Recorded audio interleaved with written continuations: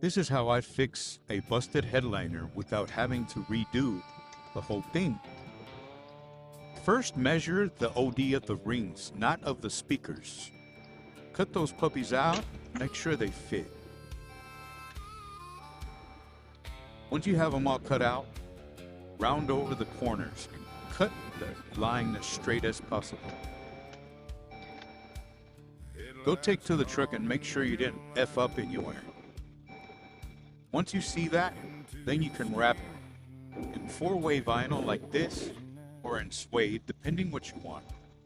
I think 4-way vinyl will make it pop since it already has a suede roof. Stay tuned, I'll put the finished product tomorrow.